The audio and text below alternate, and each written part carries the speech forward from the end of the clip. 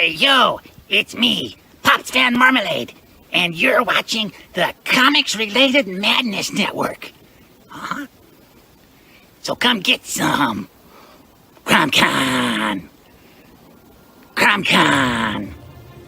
If you are a fan of comic books, if you're a fan of comic book conventions, and if you like meeting comic book creators and getting comics and comic-related stuff, then you need to make your plans to attend Daytona Beach Comic Con. This year's show is September 7th and 8th. Silverline will be there, so you should make your plans to be there too. We'll see you there.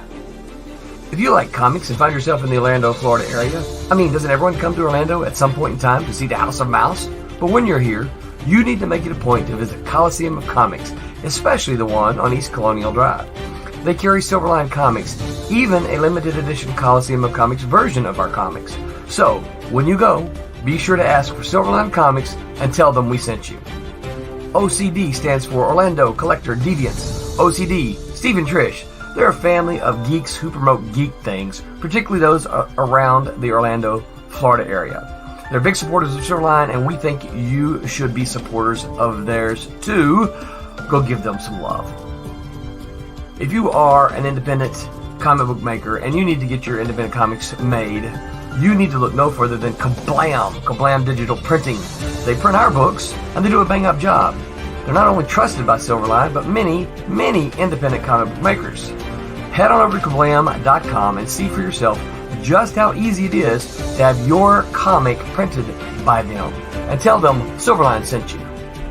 Hi, this is Tim TK, host of That Silverline Show on Tuesday. Join us at 11 p.m. Eastern, 8 p.m. Pacific every Tuesday night as we discuss pop culture and the joys of making comics. Hi, I'm Barb Gilbert, co-host of Silverline's Wednesday Wham. Join us each Wednesday night as we discuss comics, literature, movies, and anything else that may catch our attention. I'm Roland Mann, and I host Silverline's Silver Sunday. Join me every Sunday at 8 p.m. Eastern as we make mine Silverline.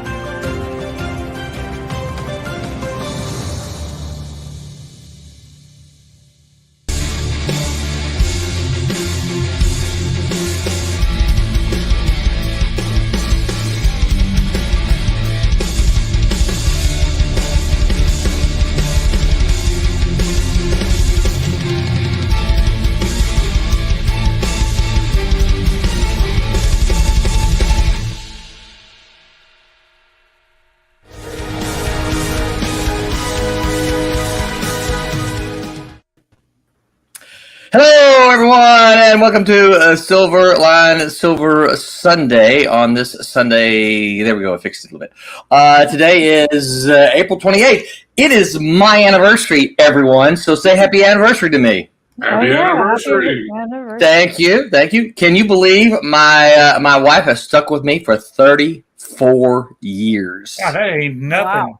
That ain't nothing. You're behind, man. All my married and you wouldn't get 34 years. So I am about 95% sure she's not listening, but happy anniversary to you, sweetheart. I love you very much. Well, of Here's course hoping she's we not have listening because you're not even there. Well, yes, I am. I'm here. I am wherever you are. What is it? The saying, wherever you are, there you are. No, wherever you go, there you are. That's it. That's what I meant to say. And you people just make up stuff. So, wherever you go, there you are. To answer your question, Mike, yes, that was yesterday. I was there yesterday, absolutely. And so, first, introductions. I am your host. I am Roland Mann, and thank you for those of you who listen to the audio. You're like, I don't see anything. You're pointing and all this stuff. To my immediate that direction is Mr. Tom Mason. Say hello, Mr. Tom Mason. Hey, Mr. Tom Mason. And he's here I am wherever I've gone. Well, say again. Here I am wherever I'm gone. That's right, and it's not your fault. That's right. It's not. And next to Mr. Tom Mason is Mr. Mike W. Belcher, that man in the mess guy. Say hi, Mike. Howdy. This week looks like Tom's got the Silver Sunday on his head. Yeah, I was working to try to move it, but there's only so many buttons I can push at the same time.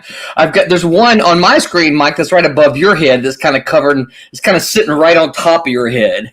So yeah, you can't see it, but it's. I like this because it hides my 5 head. Not your forehead, but your 5 head. And also joining us is the master of nothing, Mr. Thomas Formonti. Howdy do. Howdy do. What's going on? Nothing. Looks like you got a haircut. No, I need one. No. No, I had set up the computer and all that stuff to do the thing, and we're watching Game of Thrones again.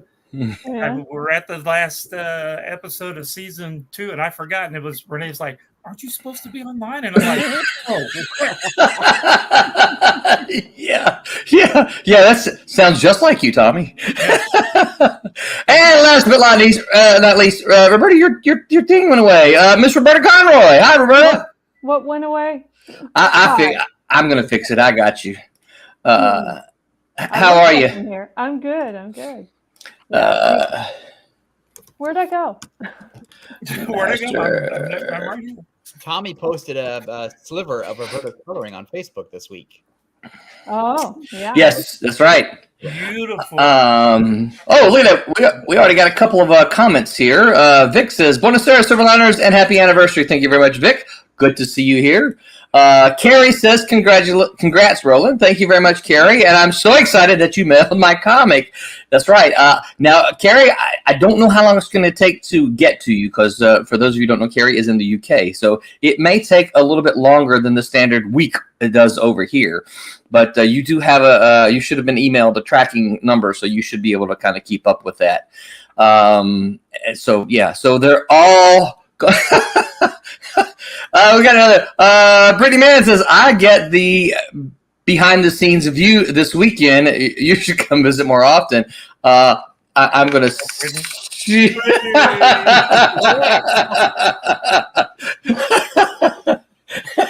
Throw something at him, Brittany. And that's just because she posted. She says, "Hi, gang." So before we get to the convention report, Mike, prepare your convention report right here. I need to remind everybody that, let me see if I can do this right here. Here we go. White Devil, we got 43 minutes to go. We are completely funded, y'all. Got $1,091 here, so we are 218% backed. But do not miss out on your opportunity. Oh, I can't see that and do that at the same time. What am I doing? I didn't do anything, did I? Can I scroll? There we go. Do not miss your opportunity to get this beautiful Kablam printed foil cover here. The pictures just don't do them justice. We like to, in the past, we tried to take video or some videos so that we can kind of turn them a little bit, and they just look fantastic. So, especially you fans of '90s, these things are right out of the '90s. They are gorgeous. So don't. And if you're like, yeah, I don't need all the shiny, so just get the book. That the Kablam people are going to do an upgrade on the foils too. Really? I had not heard that. Better foils. I think They're more shiny. Whoever those guys are, I think they're going to switch. Oh, I'm wearing a shirt. They're going to. Yeah, they're going to make them better. I had not heard that, Tommy. What's the timeline for that? I haven't been gone that long. Pop says, "Hey, yo, what's up, Pops?"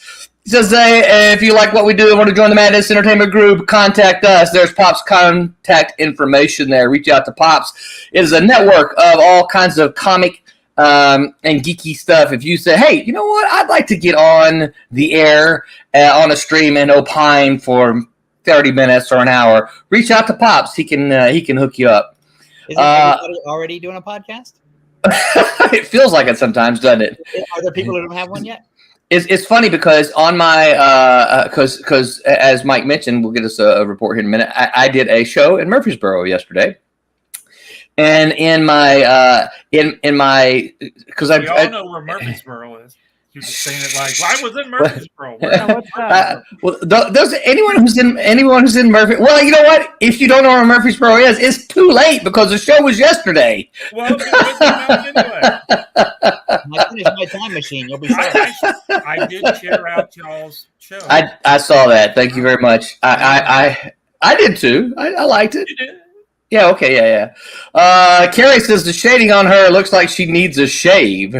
Oh. The foil oh, wait a minute. On so it wasn't my daughter. Okay, it was on the cover. Where are you rolling? I thought she meant. Let me see if I can get her back up there. On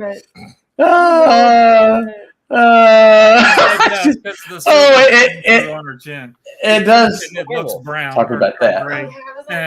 That's funny. Wow. Okay, that was kind of funny. Rolling. Yeah. Vic says I got to cut out and rest up. Peace. Well, good night, Vic. Glad of you to drop by and see us. So drop on over. I can't get it back up there. So White Devil's got about another 43 minutes left to go. Drop on over there, and you don't have to get the foil. Foils just look really good. So drop over there and back it if you can. If you can't, share it out and tell people, hey, go back now.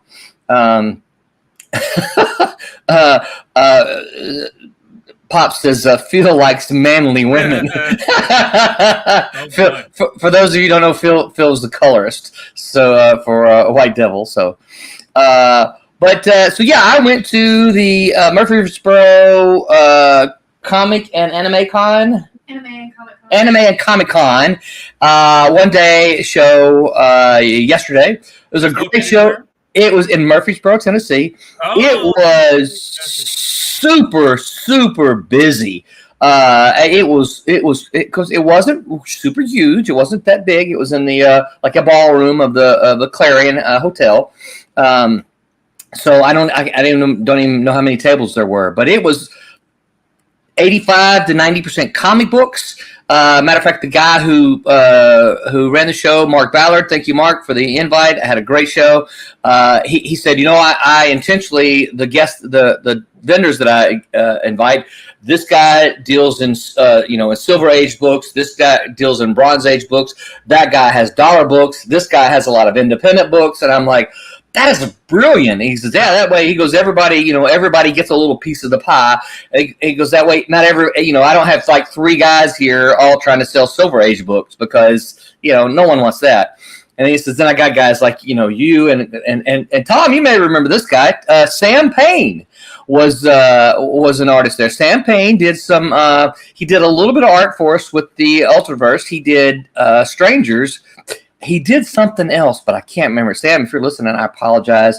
He did a couple of really, really, really talented artists. But one of the things he told me yesterday, he said, he says, I'm always thankful for because apparently I gave him his first pay and work. And he said, I'm always thankful for that. He goes, but there's one thing I learned in doing that. And I said, what's that? He goes, sequential art is not for me. So yeah. It was great to see Sam. I can't remember which issue of The Strangers he did. May have been more than one, but I inked him on anything. You know what? I cannot. Unfortunately, I know if anybody from the Ultraverse group is listening, they'll be disappointed to hear that. But I can't remember. I don't. I know that he did stuff. I don't remember which issue it was. I know that Tommy, you inked a whole bunch of stuff. But I couldn't remember. I couldn't tell you which issues they were. He was a penciler, I guess. Yeah, penciler. I don't yeah, got a good clean line. Very clean and more of a cartoony look. You would have loved it. Tommy. You would have loved it. You'd have done great on him. But I don't remember. Unfortunately, I don't remember who did it. So what's he doing? He's been working. So he worked for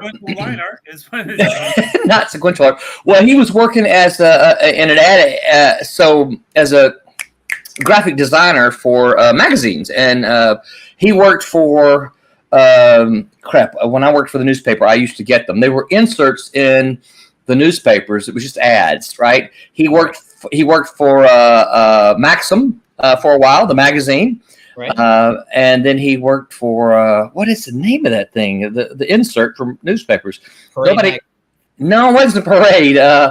But it was kind of like that. Like that penny circular thingy? Yeah, exactly. Yeah, that's what it is. Oh, look at this. Hey, check it out. Hey, Michelle. Shoot, I remember saying her name once. Last name was Moskovich. Yeah. And I told her, and I explained to her one time before the way, and she was like, "Yeah, how'd you get that?" I was like, "Well, my wife's maiden name was Weskovich." So, Michelle, it's great to see you here. Thank you so much for popping in. Ask questions. This is a great day to ask questions. Michael Bramston says, "Hello, group. What's up, Michael? Good to see you here, man." Tommy, you know him. He's Orlando. Carlos, good to see you here again, man. And then Carrie says, "Clearly, Pops, how modern letting her body hair grow like that." So anyway, long story short, it was a short day. I want to say it's about a 6-hour show, but it was rarely a moment. There was rarely a moment to take a breath because it was packed the entire time. The aisles were crowded. There was always people there. Met some new folks, met some folks who remembered the Ultraverse fondly, and they're like, "Oh, I remember those. Oh, I wish I'd have known that, realized that it was you going to be here, and I brought some books for you to sign." One guy said, "Of course, then again, I would have had to dug pretty deep in my boxes to find those." Yeah, so it was a good show. So hats off to Mark Ballard for running that show. Mike was Mike there as well?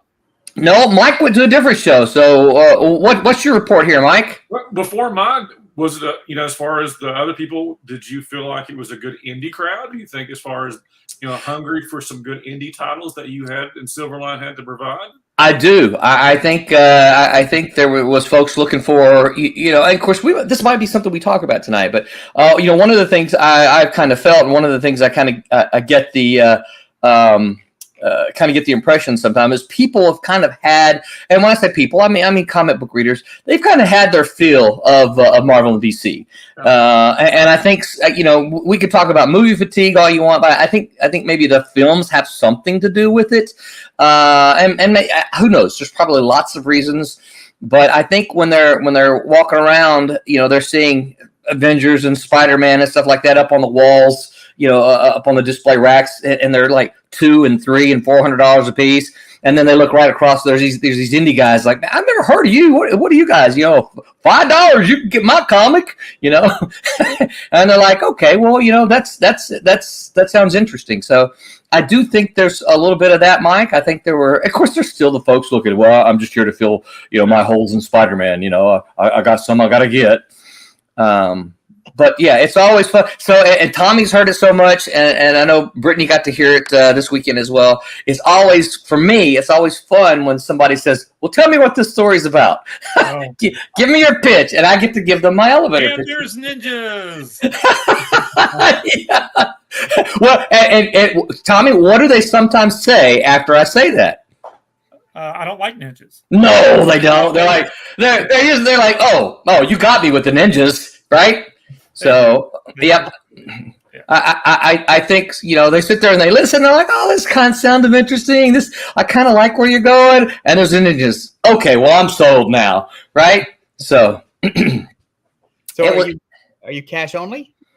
No, I have a square little that you can.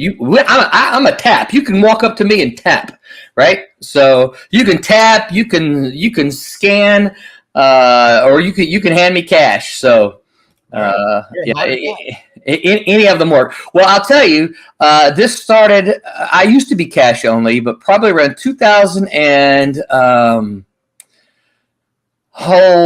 maybe 16 or so, maybe 15. I had to look up and see exactly what year. Jeff Whiting and I went to Memphis for a show, and a professor at the college there in Memphis grabbed a stack of my comics, and I think they equaled up to about $80 or something like that. And I was like, "Oh man, this is great, And then he pulls out his credit card. I'm like, "Oh, I'm sorry, I don't take credit cards." And he looked in his wallet. He goes, "Well, I don't have this kind of cash, so you can't take credit cards at all." I'm like, "Man, there's just nothing I can do. I'm sorry." And I lost the sale. I lost the sale that day because I couldn't take credit cards. And so I went home and said, I have to figure that out. I have to figure out exactly what I can do to take. And it's not like, well, you could say, well, you could PayPal me, but no. People want to be able to use that credit card that they have in their back pocket. So I looked at PayPal, which I think is what Tommy uses. I looked at all of them, but I ended up going with Square, and they sent me a little attachment that you can stick the card in, the chip reader. I've got the little plug in that I can scan it if I need to. Or it has the tap. So nice. Yeah. So ever since then, people come by. Do you take cards? Why, of course I take I take cards. Yeah, absolutely. Yeah, I put it on my little pricing thing. I put credit cards, PayPal, blah blah blah, Cash App. So that way everybody knows when they're walking up, they don't even have to think twice about it. Yeah, and I need to do something like that probably. I have to get you to ring it myself for me because I forgot my. Yeah. Oh, I can't tell you the number of times I've been to a show with Tommy. And he goes, "Hey, Roland, can you take this credit card for me?" I forgot my stupid reader. I forgot to charge it. Didn't bring a battery. So this is a good question from Pops. He says, Roland, are you going to open a storefront on Fund My Comics with all your books available? Pops, that's a good question. I've only just, probably within the past month or so, maybe a little bit longer than that. I started thinking about it some just before, got the call about my dad. I've been thinking about it. I think I need to, long story short, I need to look into it to see exactly how it would work and how it could work for us and still not affect any of the diamond stuff that we're going to try to do. But it's absolutely a possibility, and I'm going to look into that. So it might be something good for us. So the answer is, I don't know if that's a yes, but the answer is I'm going to look into it. Isn't it technically like just back issue sales? Isn't that a good way to pitch it to Diamond? It's like, hey, dudes, it's just back issue sales. Yes. I think that's what I'll be able to get away with it. So it's cool.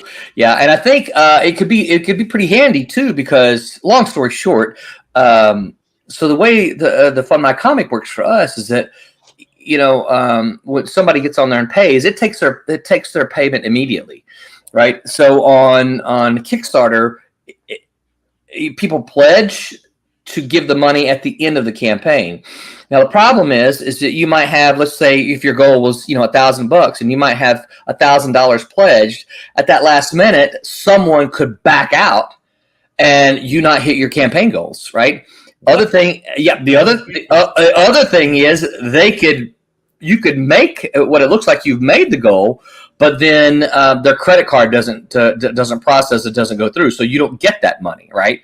And unfortunately, yes, that has happened to us a handful of times. You think, this is how much money we're getting, but we don't get that because something happens. So on Fund My Comic, it's immediate, right? So if they're trying to process something and they have a problem with their credit card, it doesn't work on their end, not on ours. It's something that they would have to fix before pledging. So I'm going to look at it, Pops. I still have some. There's still some, and I've swapped some messages with the site owners about this.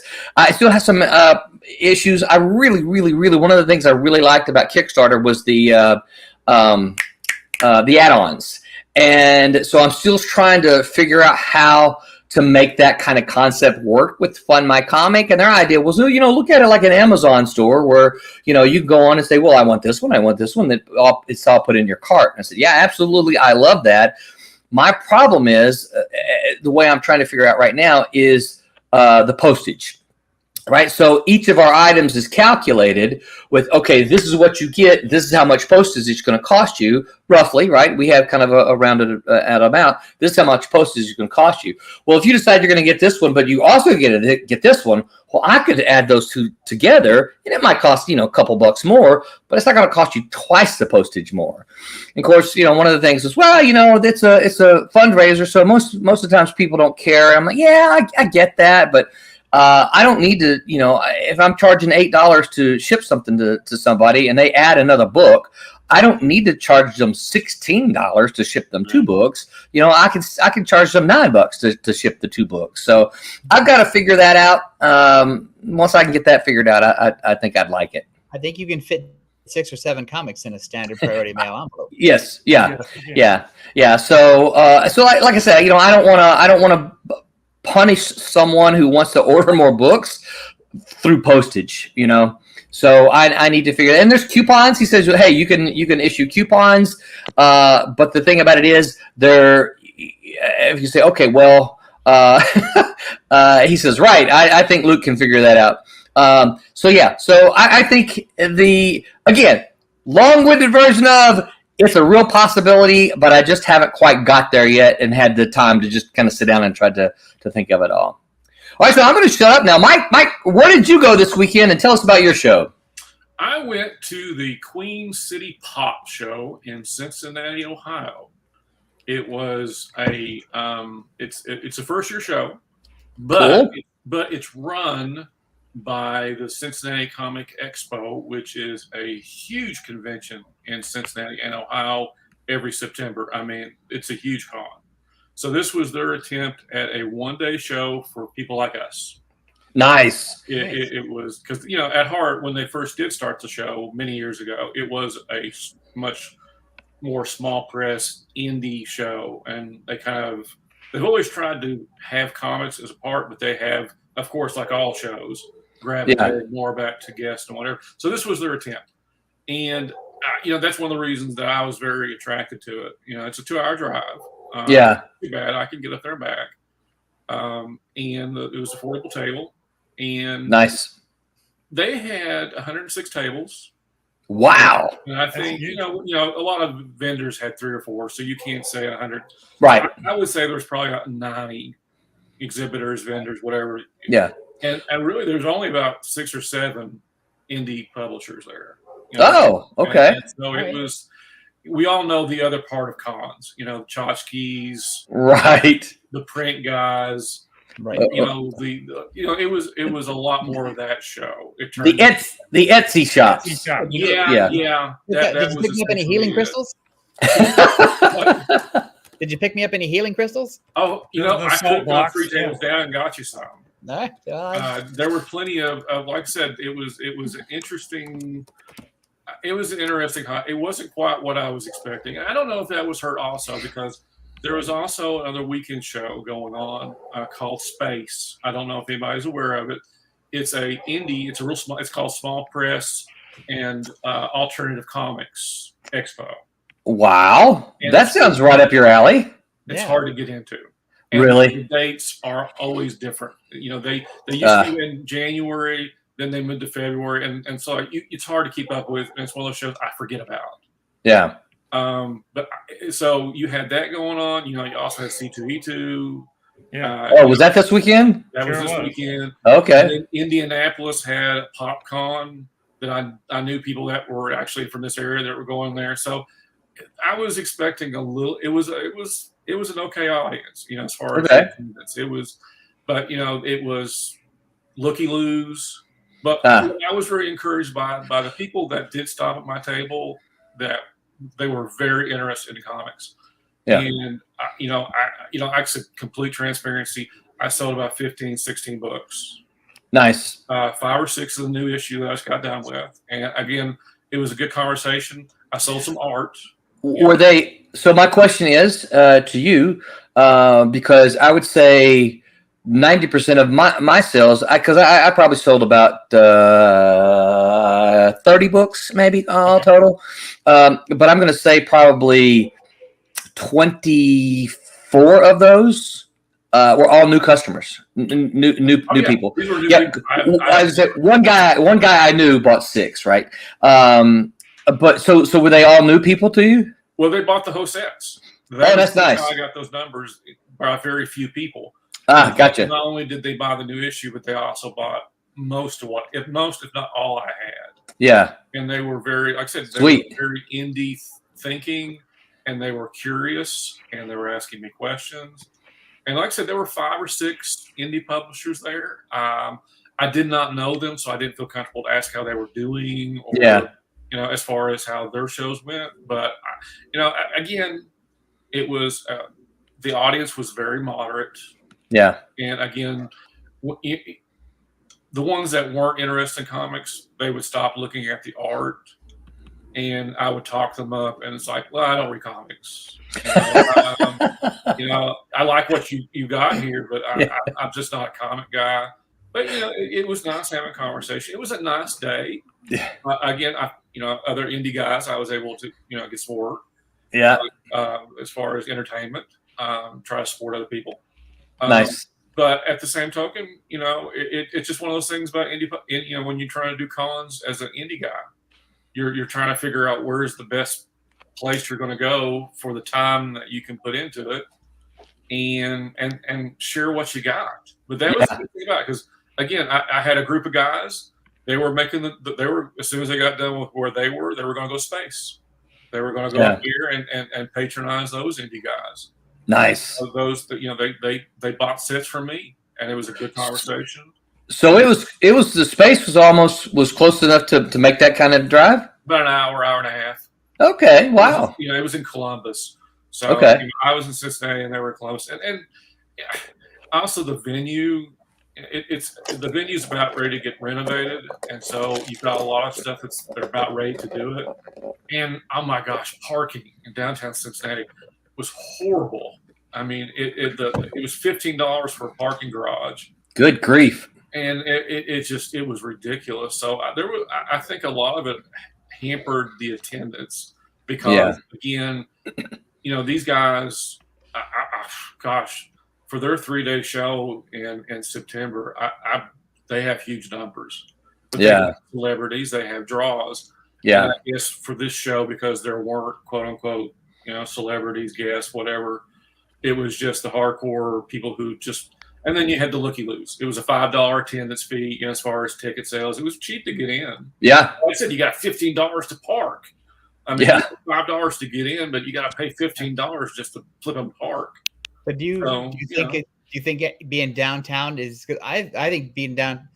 Well, for me as an old person, I think parking is everything. Yeah. And so it is. Do you think it works better to have a convention sort of on the outskirts of town as opposed to downtown? Because they're about to find out because they're about to find out because this is the venue, like I said, where their big con is, and it's being shut down for renovation.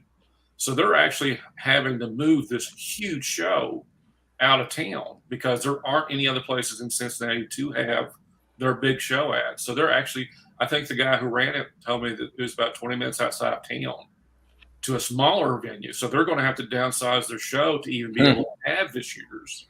But it's free parking. The place that they're moving to is free parking. Now you have my attention. Right, me too. Yeah. Yeah. So, he's going to be, he said they're going to take 2 years to renovate this place. So he's going to be in this new place for 2 years. At least for his big, huge show. And, I guess it's going to find out what happens. But it was a good day yesterday. Have I had better shows? Yes. But, every time you can put your book in somebody else's hands, they've never seen it before. And they're not buying it just because they like indie books. They like what you saw. And they're asking questions. They want to ask, what's it about? I share it with my son. Can I, that's the stuff that I want to talk about. Yeah. And that's one thing that was encouraging to the few people there that were looking for indie books, that they had questions, and I've had feedback. I've already had people on Instagram talking about, the ones that they bought, how much they enjoyed it. So that's a success for me. Yeah. So absolutely. It only went from 9 a.m. to 4 p.m. It was a relatively short show. I felt like the time was well. I enjoyed it, and I it'll be interesting to see if they do it again. So, but it's on to the next show. So, I assume this is true, but I don't really know. Do you find it easier when you start talking about the books? It's easier to sell than it is if they just order from a catalog. Because I think hand selling is the thing. Like that's the way to go. It's just harder. Yeah. The great thing about hand selling, when you got the person in front of you, you can tell if they're a comic fan, and then you got shared experiences. It depends on their age. There's a lot of ways that as far I'm not a hard sell, I'm not a carnival barker, but I think the things that have always been able to sell me or Man in the Mask is that there's a lot of shared experiences, and I try to always tap into that. You know, what do you read? You know, what kind of books do you read when you're growing up? What kind of books do you still read? And you know, that's the way you kind of get into what are their reading habits. And it's like, well, you know, this is my book, and this is kind of the way I approach it. And at the same token, you know, I get feedback from them. You know, what do they like? And so yeah, hand selling is a lot easier than somebody ordering online. You just never can track it. 9 times out of 10, if I've sold something by hand, I keep up contact with them. Yeah. You know, by somebody blindly ordering from me, they never say I enjoyed it, I liked it. Yeah. But when I get that rapport, that's the thing about cons. When I get that rapport, I do get the feedback. I really like that. You know, where can I get more? I just wanted to try it out while I was there, but I want to order more. You know, what can I do? You know, I've got a store, you know, here you can do this. And so the rapport is very important as far as how I do things, because it's the contact.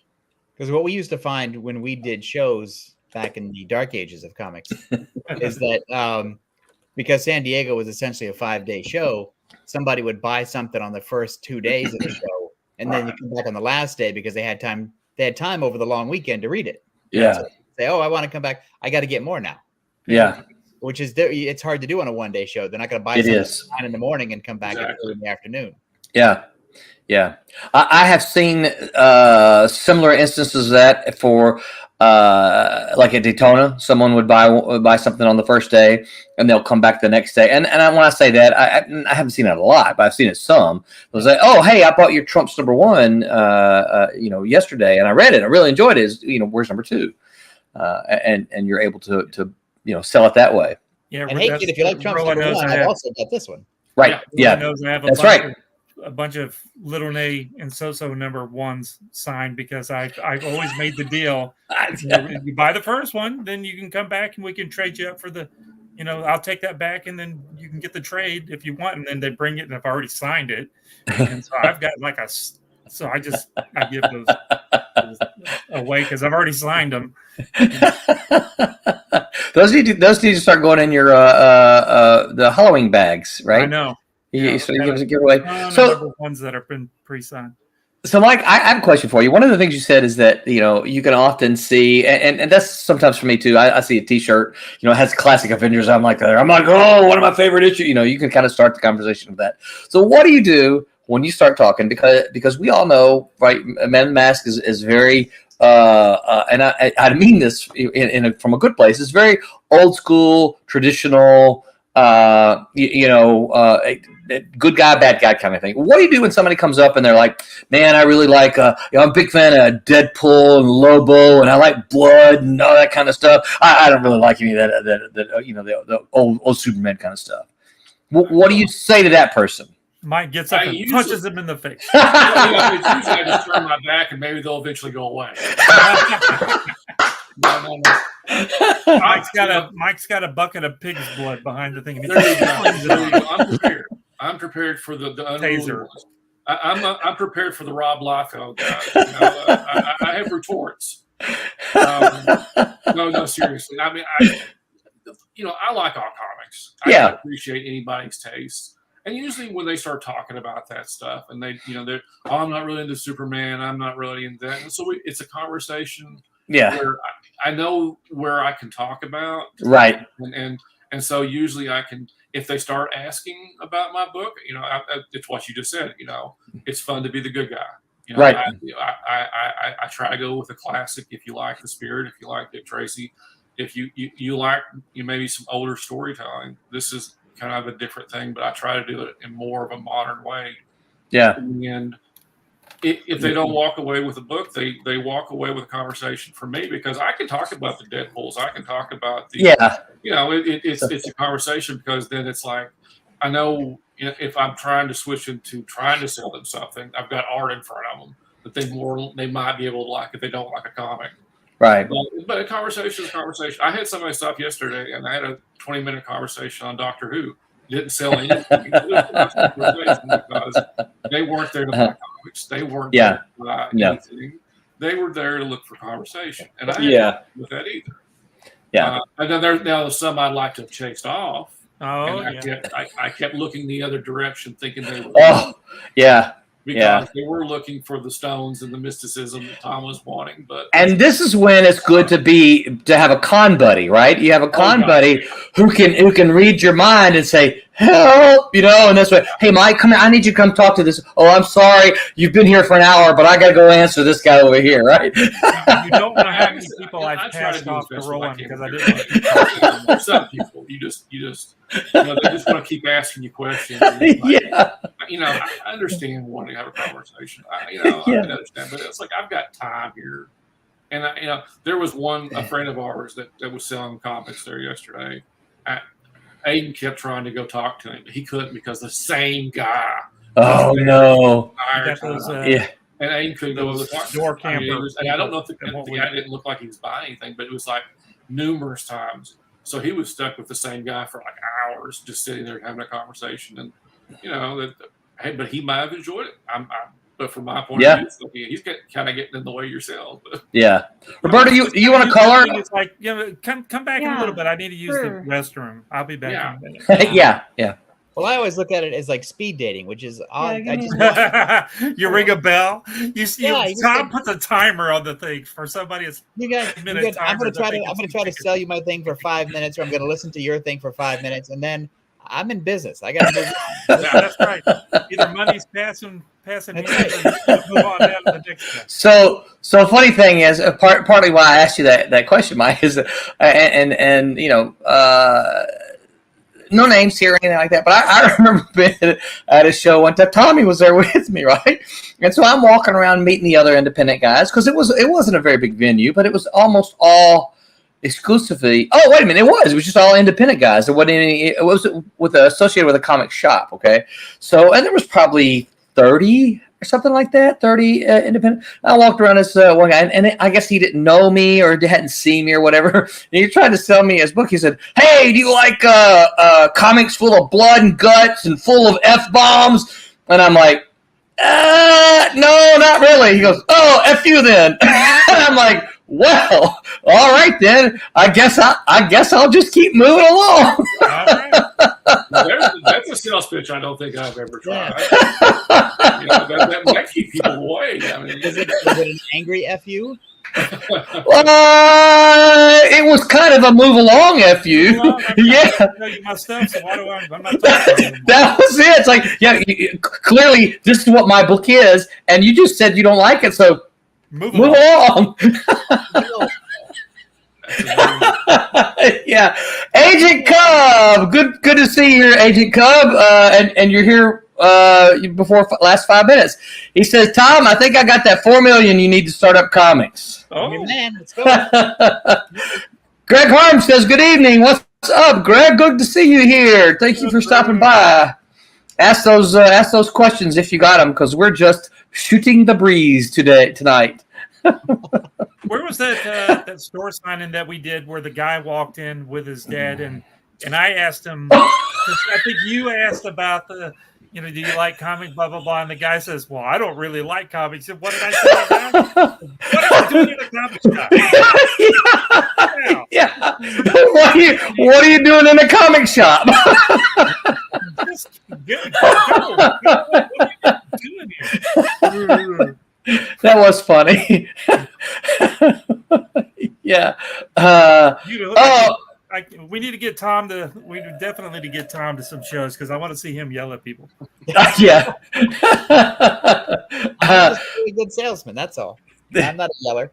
Much. Pretty Man says, I'm going to get a noise complaint from my neighbors. Y'all have too much fun. Tell that Brittany person to mind her own business. Agent said, oops, my bad. I only have $4. I'm going to need more time to raise the money. I'm bad with math. You want to invest that. That's right. Hey, it'll work for you. 4 turns into 5. That's it. Over a 6-month period, just put it into a CD. That's right. Or we've got a Malibu fund where 4 turns into 3. That's right. That's interest. Yeah. So yeah, that was an interesting experience. That's why I asked that question, Mike, is because because there's so many comics and not all comic readers have the same taste. So what do you do when somebody wants their comics with F-bombs and blood and guts, and that's not your comic? Well, I think it's not, but the good thing about it is at most cons you can say, well, he's 5 tables over. Yeah. That's the thing. That's the thing too. If you've built up your network of other people, yeah, that's the thing too. If I'm talking to somebody and they're definitely not interested in my stuff, right? Finding what they're interested in. If you send them over to another store or another booth or whatever, that's good for everybody. Yeah, yeah. And then you just say, well, tell them Tom sent you, and maybe they'll send somebody back your way. Because right. I would rather be, if I'm at a con, I would rather be next to a guy who has the F-bomb bikini book, right? Because that's his thing, and we're not competing. That's right. We're looking for different people, right? We're after the different $5 bill. Absolutely, yeah. I'm 100% agree. Yeah. So what else? All right, go ahead. I'm going to dip out and I'm going to see if I can get my Cintiq up so you can see me coloring, because it will not allow me. Oh, right. Roberta, you look like you've changed locations as well. I have. I did just for today. Are you at a Denny's? No. All right. I'll be okay. All right. Let's see. Agent. So Tom said something, but he said, I did finish reading The Protectors. Was that always the plan to end the series, or did it end because of the sales or because of the sale to Marvel? Tom, I'll let you take it. And Roberta, I think she meant to dip. I think she's coming back. She is, but her mic she left her mic on, so I'm not sure. Uh-oh. Well, if it becomes a problem, I can fix it here. But all right, Tom, you take it.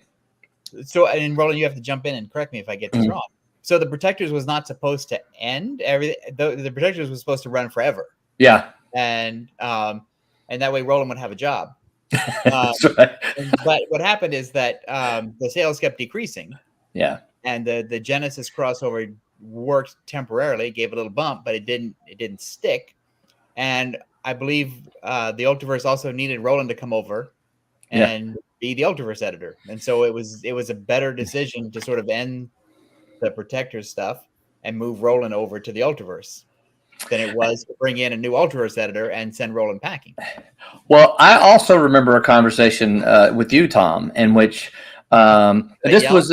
Were there F-bombs? No. There weren't F-bombs. It was just this is the facts of where we are right now conversation. Right. It was, and I don't remember exactly what month so I can't point to. It was right at this when this happened, right? But the Ultraverse was already along. Sales had already sort of across the board been declining, right?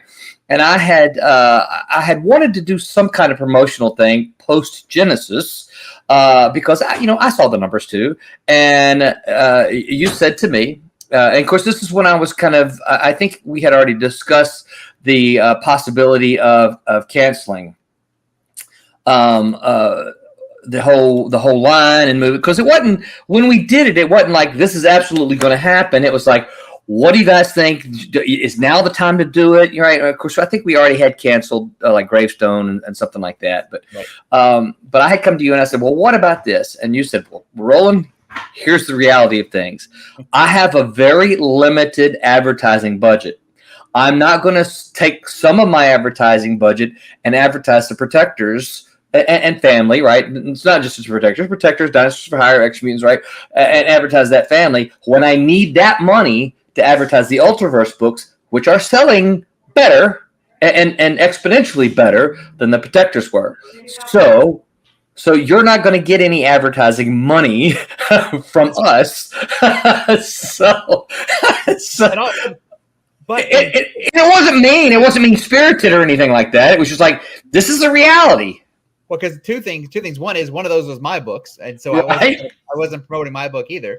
Right. And also, I had to go to the board of directors and sort of justify why I took money out of the successful thing Yeah. Put money into the unsuccessful thing, and you can't do that. That's not.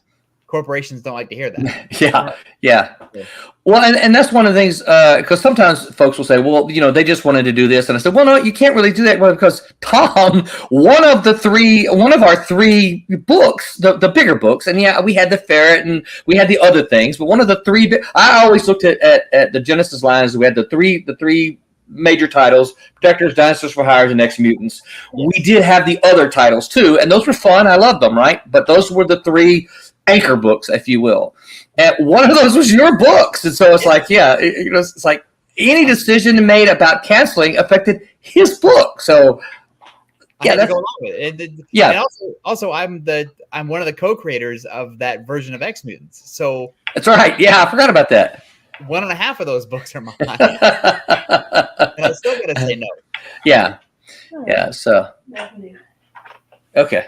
We can hear you, Roberta. Can't see you, but we can hear you. But yeah. So like I said, I remember the conversation very well. We were in your office, and it was just one of the, like I said, no F-bombs, no. I don't recall any anger or anything. It was just like, Roland, here are the facts, right? Well, that's the thing too, because the thing that I always hate about companies is when they try to be all flowery about it and try to put some kind of spin on it. And it's like, no, because I've known you even before this. Like we worked together before these things even happened. And it's like there's no way I can weasel around this and make Roland feel good. He sits next to me all day long. Yeah. This is the horrible. This is the way it is. Yeah. Also for Roland, it's not like you were firing him. It's like you these books instead of these books. Yeah, because that's the thing. That's the thing too. You get to that position where it's like, well, if we stick with Protectors, then we bring in another editor for the Ultraverse. Protectors is going to die anyway. Then what do we do with Roland? Yeah, and that was part of the conversation as well. It's like, hey, this is what we have to do here, and if this happens, what then? Yeah. So so out of that conversation, Agent, that's kind of what made us have the decision, okay, we need to cancel this lines because we're going to focus everything on the Ultraverse. And I might have asked for something like, well, hey, can I have 2 more months to so we can wrap up the Protectors and sort of end that story, because I do know that story was planned, because we said, hey, RA, we're going to cancel it. What can you deliver? And he says, I can do it in the next issue, kind of thing. Right. I can kill that book for you in 2 issues. Right? Yeah. Agent said, well, it definitely ended with a bang. I was thinking about what about these unfinished storylines, but the way you ended it took care of all those other storylines. So true story. One of the things I told RA to do, and one of the things he and I discussed, I said, look, RA, I said, because he just said he wanted to get rid of it all. And I said, here's the thing. I need you. Okay, this is kind of funny. He says, cancel culture. Zero was in my office. I told RA, I said, so one of the things I would like you to do is, and I said, you don't even have to tell me, but I said, I'd like a way out of it. And that way, I said, because who knows what the industry is going to do. And this, we had no way of knowing, right? But I said, who knows? In 2 years, things may, turn around, and there may be money pouring in like the early 90s again, and I said, I want to be able to say, hey, Tom, Chris, Dave, you guys, I'd like to bring the Protectors back. This is a good time. And then, Dave would say, oh, you killed them all. You blew them up. You can't bring them back. Killed them all. That's right. And then I could say, but RA has a plan, right? There's a little back door over here in the corner. That's right. Yeah. So RA assures me that and I still don't know what it is to this date, but RA assures me that he had a back door for that story in case it was to ever happen again. So, well, that's the thing too, is that RA is a pulp guy.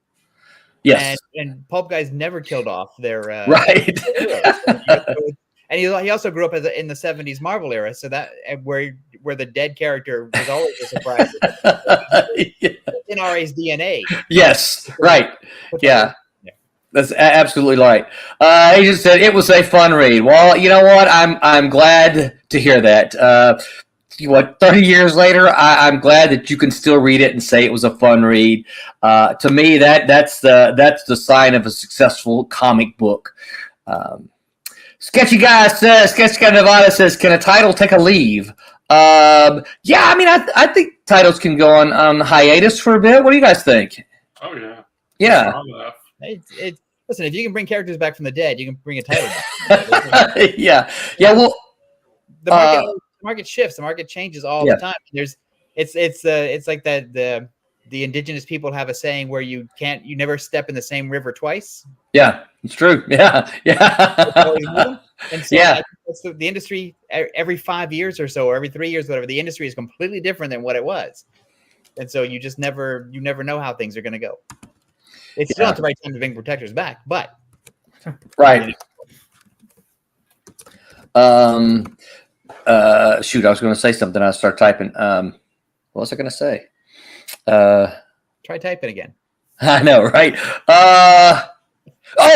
Saga, right? Saga took a hiatus. Yeah. Because they built up a huge audience too, and that helps too. Yeah.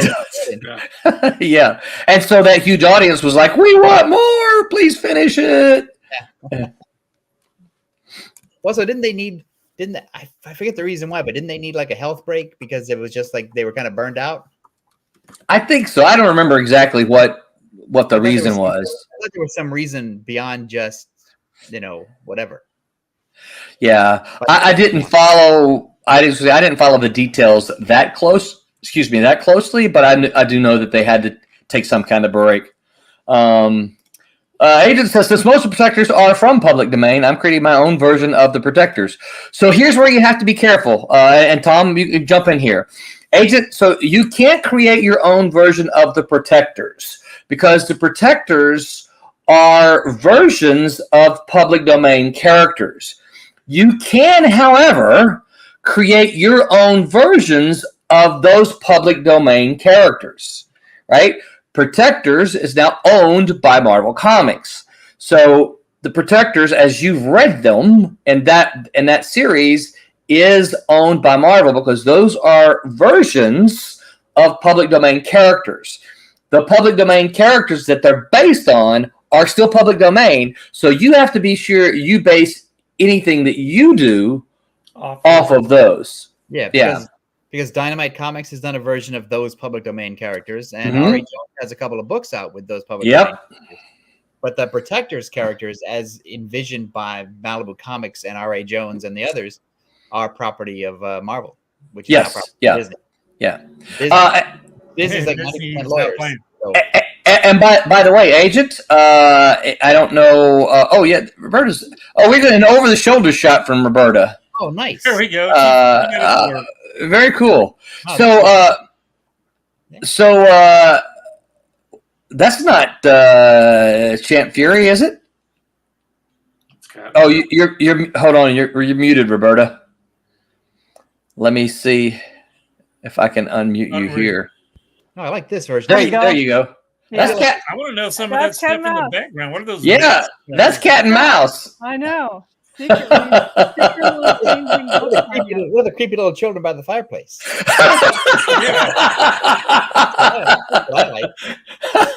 So Ancient, what I was going to say is that probably within the next what is today, Sunday?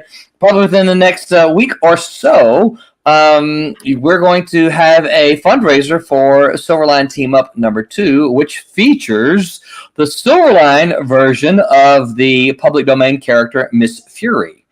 So, yep. So if you enjoyed Miss Fury, and if you had the opportunity to read the Miss Fury, we're watching over your shoulder as you call her, Roberta, just so you know. Great.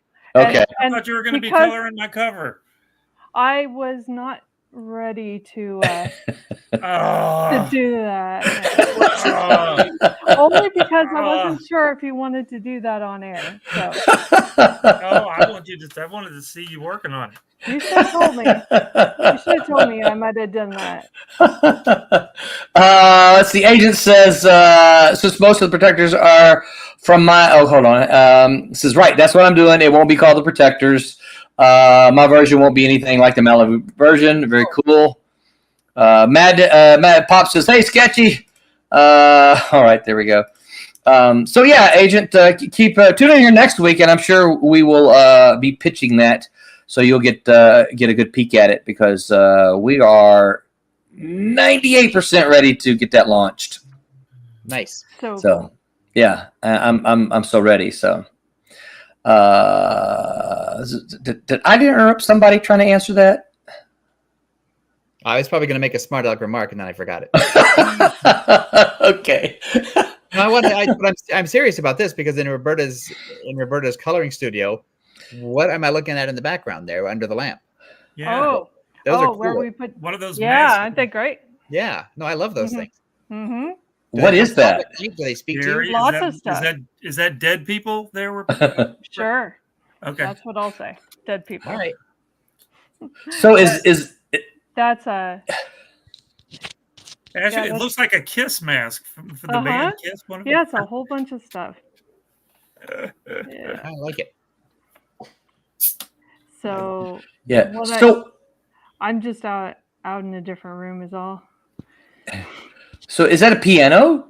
No. Oh. Afraid not. You look to summon demons. Man, So yeah. Is that like a what is there like a cat in that hammock over there? So is there a way I can change it so it's not so in everyone's She's face like, all the room? Anyway, right. So I cannot. So you need to shift it a little to the right because you're cutting off some of your screen. No. Your camera. Oh, I see. So now I want to talk about that lampshade back there with the little. There you go. There you go. The red diamonds on it. That's nice. Yeah, this is like a movie shot over the shoulder. Yeah. What is that, Tom? An OTS? OTS. That's right, over the shoulder. That's cool. All right. Yeah. What's outside the window, Roberta? What's outside the window? Come on, tell us. Agent says, Roland, would it be all right if I send you concepts when I get them done and get your feedback? Maybe. So the thing. So this is not fun. You know what? I'm sorry. It put the palette on the computer behind me. Oh, is that what? I wonder why you kept turning around. Oh my God, this is not working. Well, just wait. We'll do it next week. This is cool. Yeah. I do too. I like watching you end this. So yeah, I wouldn't mind doing that, but this is let me great. do it another time. Okay. Yeah. Yep. I don't want you to be hassled. Hey, look at that! Even the Gig View Tavern says, "I love to watch artists at work." See there, everyone loves that. Cool. So next time I'll set it up a little. Okay. But it's not in the living room. It's just a common area that I'm never in. I will try to send you a reminder next week to say, "Hey, get your area set up." That's right. As we wind this up, tick tick tick. Where are you guys going to be at the next show? What's your next show, Roland? What's your next show, Mike? It's undetermined right now. I've got one possibly I'm trying to line out. All right. Ask Tommy. I got to get my calendar open. I'm doing something with Roland and Jose, right? Yeah, that's in August. Yeah. Oh, is it August? Yeah. So it is a while, man. Oh no! You and I we're doing the mall show. Yes. Yes. The mall show. That's in Lakeland. Yeah. Yeah, Lakeland. Yeah. Or Leesburg. Leesburg. Yes. One of those. Yeah. Just gonna send me an address and say leave an hour. In about 3 weeks, on May the 18th, I will be at Brick City Con in Ocala, Florida. I got kind of a last-minute invite there, so I am going to be at Brick City Con in Ocala. And then on June 2nd, that's when me and Tommy and I think Haley will be at the Leesburg Mall show. They put us right up in front of a really good shoe store. So I go, that's where once a year I go buy new shoes in there. So, yeah. So that's big. Tom, what about you? Where will you be? Who, me? Yeah. I'm going to be at the San Diego Comic-Con at the end of July. So I know you go a lot. Do you ever? Here though, are you walking around, or you get this set up? No, I don't once a year. I wander around. Well, that's what I was going to say. So, finger of a show to just Tom, be walking around. God, you got all these. You got all these comics, Tom. You got, Prototype. You got Dinosaurs for Hire. You got fans who want your autograph on them. Do I have fans? You do. You absolutely do. So how does someone get an autograph from you if you don't set up? Do you mind if someone just stops you walking through the randomly? Hey, that's the Dinosaurs for Hire guy. He dresses up like Adam Savage and wears a costume so nobody knows who he is and walks around the show. I cosplay as Tom. Yeah. There was a guy at WonderCon, not this year but last year, who set up an appointment with me. He knew a panel I was going to be on. He said, "I want to see you out there. I want you to sign some comics for me." And I thought, okay, great. I'll sign. Bring some comics. I'll sign them. And he brought a representative of CGC along with him,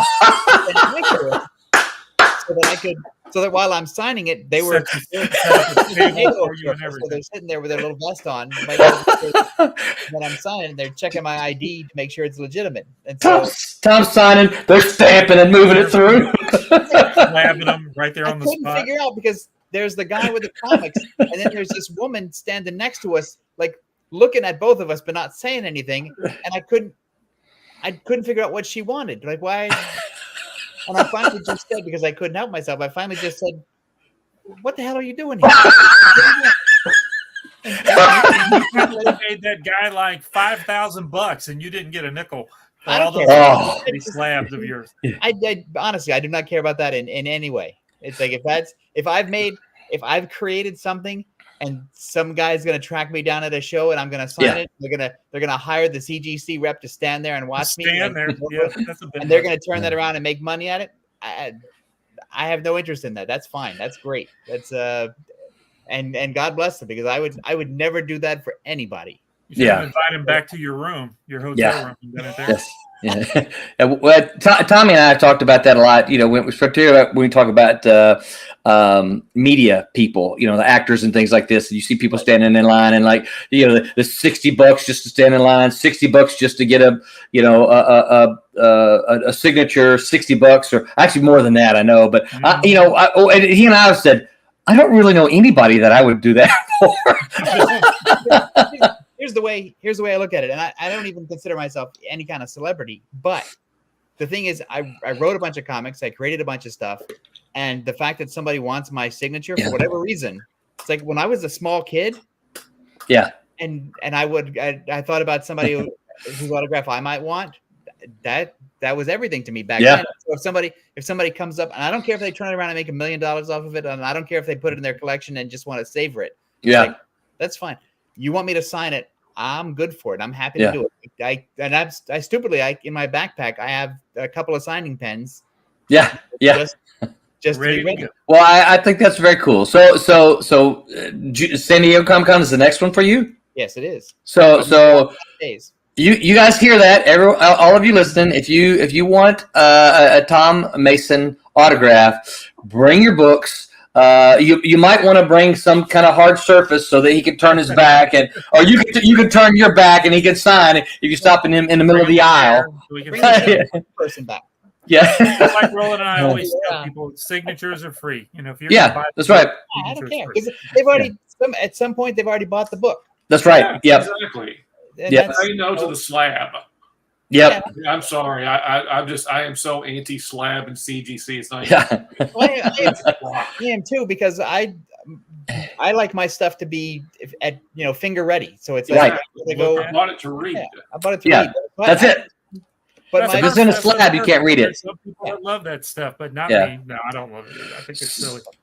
So I'm going to finish answering the agent's question. So agent, it kind of depends on. Drop me a message, because it kind of depends on what you want to send me. When you say concepts, that scares me a little bit, because only because I'm always working on stuff, right? I got stuff that I'm working on. As mentioned, we got Miss Fury is going to be in the Silverline team up coming up. I don't ever want to. I don't ever want to fall in that weird zone of I do something, and you go, whoa, I sent you that concept, right? Yeah, see, you got to think about it a little different. You're the publisher of Silverline. Yeah. People sending you stuff that's unsolicited. Right. Right. So if they send Tommy or Roberta or Right. Mike something for us to read over and see if we like it or not, but yeah. because you're the publisher. So it just also so send me a message, and I'm happy to have a discussion with you before looking at anything. But the teacher in me is like, I don't. There's a lot of times I don't mind seeing something. Now, if you send me a 120-page script for your graphic novel, I don't have time. I don't have time to read that. Yes, you are. Wait. I'm not gonna read it. Cassisi's like, he better not read that, because I was in his class and he didn't read mine. I mean, concept art. Yeah, you can send me concept art. Absolutely. The only thing is, you send me concept art, be prepared to get my opinion. Not storylines. Cassisi laughed again. And here's one for Tom. I'm going to let Tom address this one there. Agent says, Tom, are you working on any comics at the moment? Yeah, I'd like to know too. Funny you should ask. I have a comic that's being worked on at Silverline right this very minute. It's already written, and the artist Henry Martinez has drawn it, and we're not announcing the name of it or anything about it just yet. Because Roland's in charge of that part. I respect the process. But I also just did a send me a private message. I'll tell you about it. I also just did a 150-page graphic novel for The Happiest Place on Earth. Oh, sweet. Oh. Sweet. Who's that for, Tom? The Happiest Place on Earth. Tijuana. What? What? Who's publishing it? You know what? I don't think I can say yet, because it hasn't. Okay. Okay. All right. Because they make you sign an NDA. Yeah. Okay. Yeah. I can sort of use the happiest place on earth. Well, it's like Pete was working on something one time, and we kept asking him, and he's like, "Well, I can't talk about it." I'm like, "Okay, well, we're not trying to get you to but what can you tell us, right? Tell us what you can, because we're interested." So, but it's 150 pages long. That's long. I finished it this week. It's gonna be coming out, I think, in like 8 or 9 months. Square bound, obviously, and it's based on a media property. Wow. So how long is your actual script? My script is 60 pages. 60 pages for a 150-page graphic novel? Yeah. Wow. How'd you manage that? He's good. He's a real small type. Then it has to. I'd say it's very small type. You have to use the magnifying glass. No, what it is it's a lot of wide open areas for the artist to sort of, go nuts. A lot of double page spreads is what he's trying to say. No, because there's spots where the artist gets to go crazy, and that's what the assignment was. Page cool. 32 fight scene. Draw some. What? Well, that's Tom said the key words there. That's what the assignment was. Sometimes that's the answer. Why did you do this? Because that's what they asked me to do. That's the thing too, because it's not so I did it. when you work in the corporate area, it's not you can be creative within that space, but it's not about no one wants your composition. Right. Yep. Yeah. I mean, and I'm eagerly waiting my next one. It was a really great process. So cool. Sweet. Nice. We can't wait to hear more about that as soon as you can talk about it. When you can tell us all, that'd be great. Roberta, so we saw you coloring a little bit on Cat and Mouse there. Does that mean all but Tommy's cover is finished for the Silverline team up? Well, I didn't want to give the final page on the stream. Yeah. That's all. I'm working on the final page. Okay. The one where Fury's dead? What? Oh yeah, everyone's dead. There's a lot of death. Did you have it open so they could We come had back? like a 30-second delay. Get it out. Get it out. I am excited to say also, and this will be down the road just a little bit. What Roberta's working on is the first issue, or what we saw her working on, I should say, was the first issue of the next Cat and Mouse storyline. See, I'm just trying to tease it there for you. That's why I did that. Yeah, it is called Vipers. So I'm pretty excited about that. No, snakes. Vipers as in snakes. Isn't that what they call those crotch rocket motorcycles or Vipers? Some of them? No, never mind. Sorry. Roberta, just say the word and I'll boot him. All good. He needs to be canceled like the last issue of Protector. Like dead in the end of Protectors. Yeah, for Tommy, you mean, right? I'm not really sure what that. I think he's referring to what Tommy said about Miss Fury being dead. Oh, okay. I got you. We moved so far ahead before he caught up, and now his joke lands later. Yeah, that happens. I kept expecting when I saw Cassisi show up, I kept expecting some really deep question from him as we're about to sign off here. So, any other news? You guys?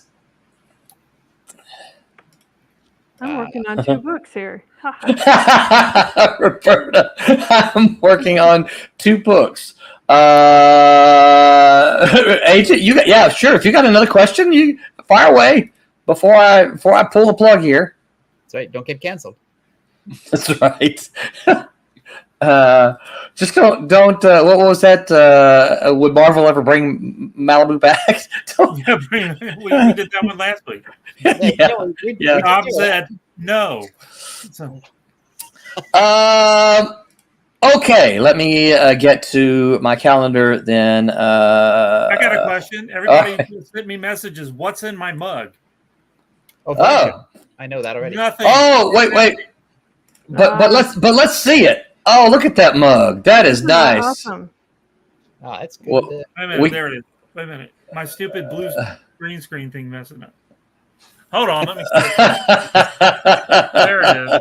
There it is. Look at that. That is sweet. That's a nice looking mug there. It doesn't come with the little black thing across the top. That's a wristband thing. There we go.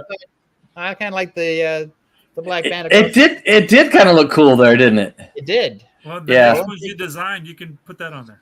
Roll the team and have them make it. Yeah, I think I will. That does look kind of cool up there. Oh, I just put it on my laptop. Oh no.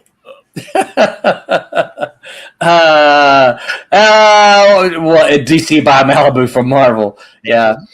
Cassisi says nothing today. Great show. Well, thank you, Cassisi. Thanks much. What's Cassisi's show going to be about? Well, hold on. That's where I'm going. And you guys don't laugh at me here. Tuesday, that Silverline show on Tuesday. These guys are going to talk about everything you need to know to get started writing comics. The crew asked Tim TK and Cassisi Harris all the tips and tricks. No, that's not right. That's what they did last week. Sorry. I'm like, sounds familiar. Oh, I know. Now. So I know why I made this mistake, because I never gave my wife a topic on the calendar, and so it was empty, and so I'm reading the wrong one. So Tuesday. That's the last show on Tuesday. How to collaborate on a comic. The crew discusses how to meet creative partners and how to go about collaborating with them on a comic.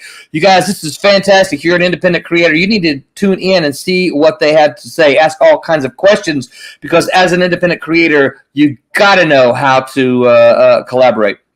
Wednesday, these guys have a very cool special guest coming up on Wednesday's show. The special guest is Dennis Cowan is going to be with the Wednesday Whammers this Wednesday. He's an American artist, television producer, media executive, and one of the co-founders of Milestone Media. That is Wednesday. Wham. Let's see. Yeah, Cassisi's correcting me here. You got the wrong one. Tuesday's show is going to be at 11 p.m. Eastern Time. Wednesday's show is at 8 p.m. Eastern Time. We will be back next week. Probably something, I don't have it figured out yet, but probably something about editing. We will be back here next Sunday at 8 p.m. as well, where we will fill your libraries, offices, and kitchens with all kinds of laughter and fun stuff that you can count on us talking about comic books. Mm-hmm. Yay! Yeah, yay! Anything else, you guys? Oh, by the way, y'all pay special attention. I did update our outro, so you'll get to see a different outro. So pay attention. Any final questions? I'll put my glasses on for that. Yeah. All right. Well, until next week, remember to make mine Silverline. All right. Good night, everybody. Hi, I'm Chris Ulm. I'm the former editor-in-chief of Malibu Comics. Make mine Silverline.